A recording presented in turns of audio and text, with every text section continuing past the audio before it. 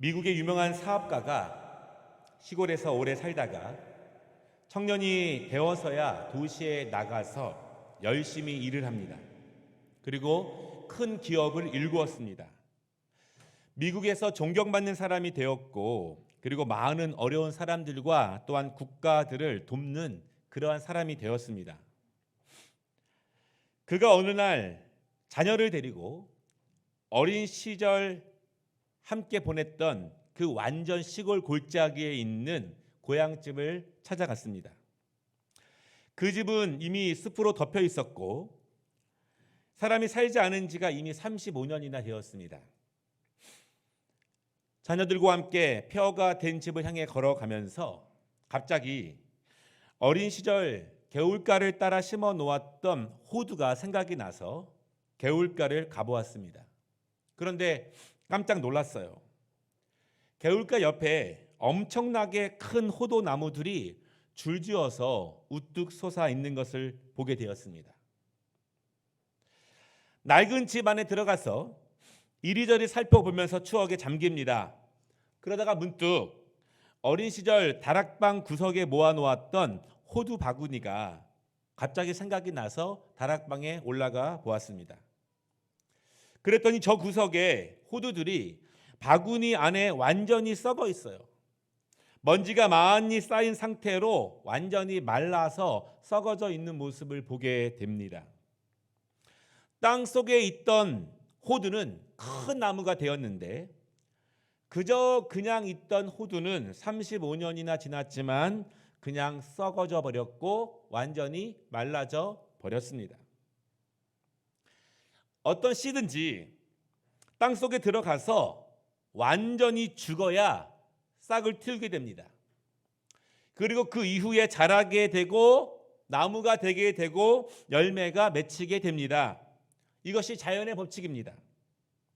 하나님은 세상을 이렇게 창조하셨습니다. 이 모든 법칙을 자연 가운데 그대로 심어 주셨습니다. 이 법칙에 예외가 되는 자연 피조물은 아무것도 없어요. 너무나 당연한 것이기 때문에 이 법칙을 모르는 사람도 없고 부인하는 사람도 없습니다. 그리고 모든 사람들이 이 자연의 법칙의 혜택을 받으면서 살아가고 있습니다. 이 법칙에 대해서 누구도 의심하지 않아요. 그래서 또 올해도 씨를 뿌리고 농사를 짓습니다. 하나님은 이 자연의 법칙을 사람들에게도 그대로 부여하셨습니다. 모든 사람들은 완전히 죽을 것입니다. 땅 속에 들어갈 것입니다. 흙이 되고 먼지가 될 것입니다. 완전히 죽습니다. 그러나 그것이 끝이 아닙니다. 완전히 죽지만 다시 살아나는 것, 그것이 하나님의 창조의 법칙이자 자연의 법칙이라는 사실을 분명히 믿으시기 바랍니다. 저 호두 하나가 어떻게 큰 나무가 되었는지, 어떻게 많은 열매를 맺게 되었는지 그 자연의 법칙이 우리 자신에게도 모든 인간에게도 동일하게 해당됩니다. 오늘 부활주일을 맞이해서 기독교 신앙의 가장 중심이 되며 핵심이 되는 것, 반드시 잘 알아야 되고 잘 믿어야 되는 것, 그 부활신앙, 그 부활신앙을 오늘 말씀을 통해서 우리가 분명하게 받고 또한 그 말씀의 은혜로 살아갈 수 있는 부활주일이 되시기를 주님의 이름으로 축복합니다. 첫 번째 말씀은요, 한 알의 밀이 땅에 떨어져 죽으면 많은 열매를 맺는다. 우리가 잘 알고 있는 자연의 법칙이에요. 그런데 오늘 예수님은요, 정반대로 말씀을 시작하십니다. 한 알의 밀이 땅에 떨어져 죽지 아니하면 한 알 그대로 있고, 어쩌면 이것이 사람들의 마음일 것입니다. 죽으면 많은 열매를 맺는다는 것을 우리가 이미 알고 있고 그 혜택으로 오늘도 살아가고 있지만 그것이 자기 자신에게 해당되는 것은 별로 원하지 않습니다. 예수님은 사람들의 마음을 잘 아십니다. 사람들이 낮아지지 않기 위해서, 사람들이 업신여김을 당하지 않기 위해서, 사람들이 죽지 않기 위해서 얼마나 몸부림을 치는지에 대해서 잘 알고 계십니다. 내가 다른 사람이 낮아지는 것, 다른 사람들이 죽는 것, 다른 사람들이 희생하는 것에 대해서는 관대하지만 내가 낮아지고 내가 희생하고 내가 죽는 것에 대해서는 얼마나 끔찍하게 생각하는지 예수님은 잘 아세요. 그러나 예수님은요, 아주 중요한 말씀을 하십니다. 죽지 않으면 아무 일도 일어나지 않는다. 죽지 않으면 아무 일도 일어나지 않는다고 말씀을 하십니다. 사실 우리는 예수님을 믿으면 나에게 어떤 일이 일어날 것이라고 생각하고 믿습니다. 그래서 우리는 어떤 면에서 예수님을 섬기는 이유가, 헌신하는 이유가 나에게 어떠한 새로운 일이 일어날 것을 믿기 때문입니다. 내 사업이 잘 되는 그 일이 생기길 원하고, 내 병이 건강해지는 그 일이 일어나길 원하고, 우리 자녀들이 더욱더 지혜롭게 되는 일이 일어나길 바라고, 내가 바라고 원하던 것들, 그러나 내 힘으로는 잘 안 되는 것들, 그 일이 예수의 힘으로 잘 되는 일이 벌어지기를 원합니다. 우리는 어쩌면 예수가 그 일을 나에게 해주는 대가로 예수를 믿고 봉사를 하고 봉헌을 하고 헌신을 하고 있을지도 몰라요. 분명한 것은 예수님의 힘을 통해서 무엇인가 나에게 어떤 일들이 일어나기를 바란다는 것입니다. 그런데 예수님은 정반대로 말씀하세요. 우리는 무엇인가 살기 위해서 믿는데, 어떤 일이 발생하기를 원하면서 믿는데, 예수님은 뭐라고 말씀하시냐면 죽지 않으면 아무 일도 일어나지 않는다. 마치 다락방의 호두가 35년이나 지났는데도 아무 일도 일어나지 않는 것처럼 죽지 않으면 아무 일도 일어나지 않는다. 이것이 예수님의 말씀입니다. 우리는 많은 열매가 맺혀지리라 그 말씀을 붙잡습니다. 그 말씀을 붙잡고 기도하고 그것이 우리의 삶 가운데에서 일어나기를 원합니다. 그러나 예수님은 죽지 않으면 아무 일도 일어나지 않는다고 말씀을 하십니다. 그러면 우리가 나에게서, 우리 자녀와 우리 가정에게서 일어나기를 원하는 그 일은 어떻게 하면은 일어날 수 있는가? 내가 맺기를 원하는 그 열매는 어떻게 맺을 수 있는가?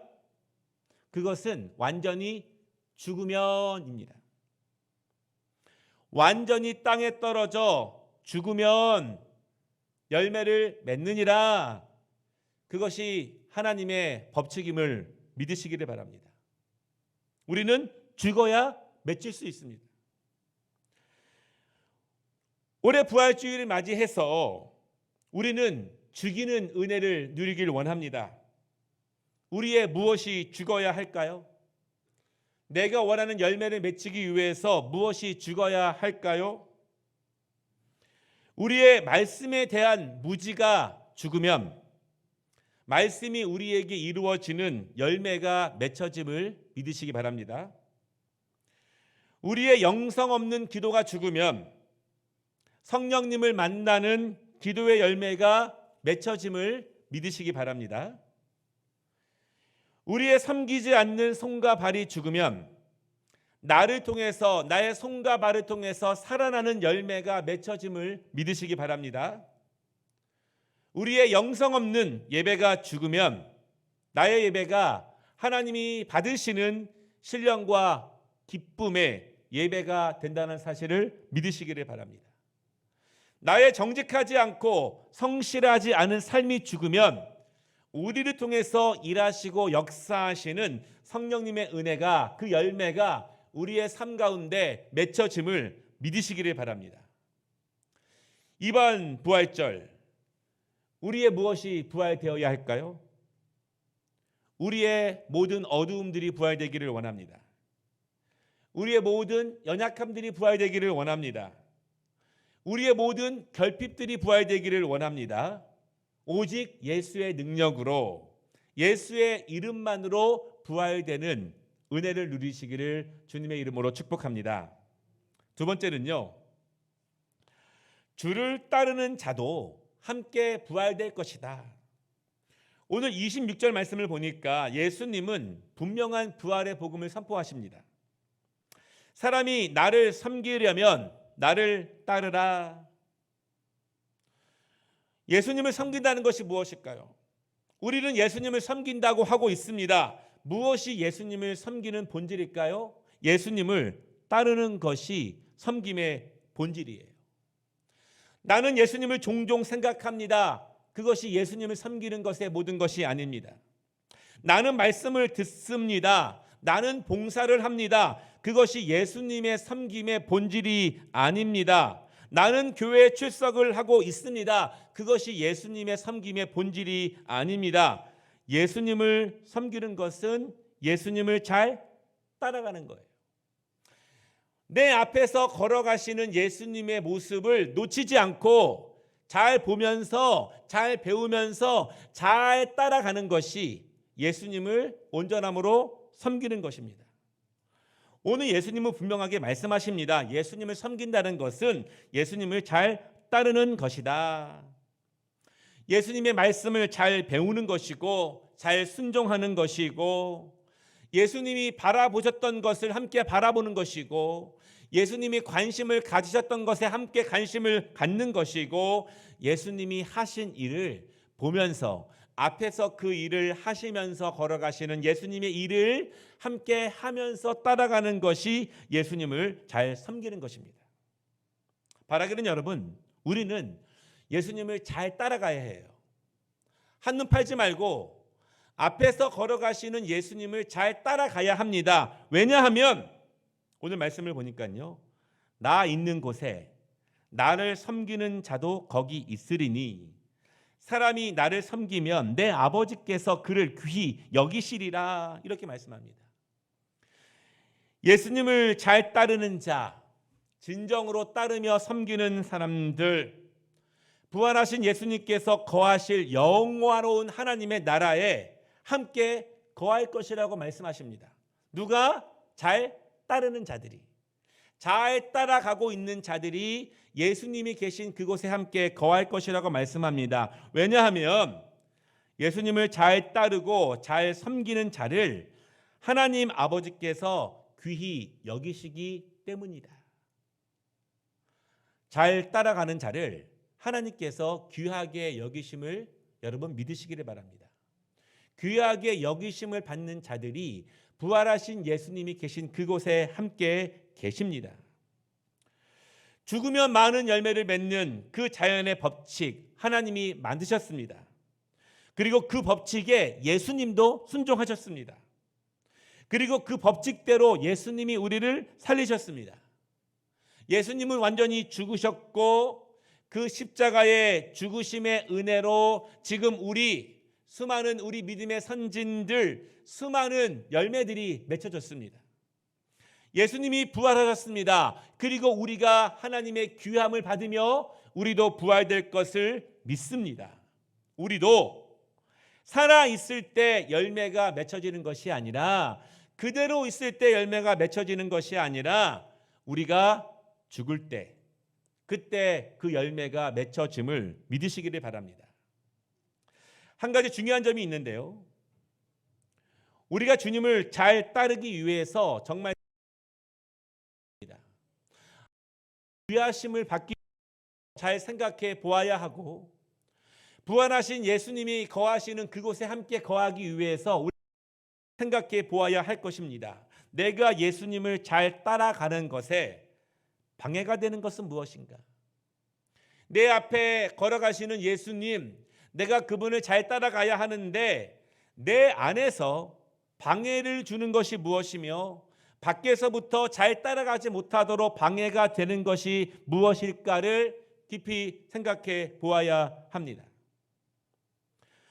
순종하기 꺼려하는 나의 오래되고 굳어진 기준들, 나를 복종시키기 어려운 아주 오래된 자존심들, 다른 사람을 낮은 자세로 섬기기 어려운 나의 높은 존재감, 내가 소유한 복음을 자랑스럽게 전하기에는 여전히 부끄럽고 어색한 나의 모습, 세상에서 당당하게 그리스도인을 고백하며 빛으로 소금으로 사는 데에 어려움을 가지고 있는 나의 모습, 장애물들입니다. 예수님은요 25절에서 이렇게 말씀하십니다. 자기의 생명을 사랑하는 자는 잃어버릴 것이요 이 세상에서 자기의 생명을 미워하는 자는 영생하도록 보전하리라. 자기 생명이란 나 자신의 모든 것을 말합니다. 나의 존재, 나의 자존감, 내가 스스로 만든 벽과 기준들, 거기에 갇혀서 순종함으로 예수님을 잘 따라가도록 넘어가지 못하고 있는 것들, 그것이 자기를 사랑하고 있는 모습이에요. 자기 자신만을 사랑하고 있는 모습입니다. 결국 오늘 말씀을 보면은 이것을 죽여가는 것이 열매 맺기 위해서 자신을 죽이는 작업이라고 말씀하십니다. 예수님이 그 길을 걸어가셨어요. 예수님은 자기를 주장하지 않으시고 순종함으로 완전히 죽으셨습니다. 그래서 완전히 사셨습니다. 우리가 수많은 열매를 맺기 위해서 예수님이 걸어가신 길을 잘 따라가야 하는 이유입니다. 말씀을 마치겠습니다. 부활주일을 맞이해서 우리의 모든 상한 것들이 부활되는 은혜를 우리가 모두 누리시기를 원합니다. 매해 맞이하는 부활주일이지만 정말 부활하신 예수님의 소망이 우리의 막힌 담을 헐어주시고 우리의 모든 연약한 것들이 강건함으로 부활되는 은혜를 진정으로 누리시는 부활절 되기를 원합니다. 그러나 무엇보다 죽어야 열매를 맺는다는 하늘의 법칙을 잘 알고 죽일 것을 죽일 수 있는, 그래서 부활의 열매를 맺을 수 있는 2021년 부활주일이 되시기를 주님의 이름으로 축복합니다. 기도하겠습니다. 부활의 소망 되신 예수 그리스도, 온전히 죽으심으로 우리에게 생명의 열매를 주셨습니다.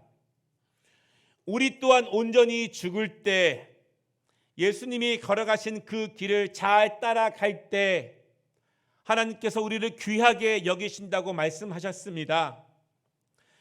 그대로 있는 것이 열매를 맺는 것이 아니라 완전히 죽으면 열매를 맺습니다. 그것이 하늘의 법칙입니다.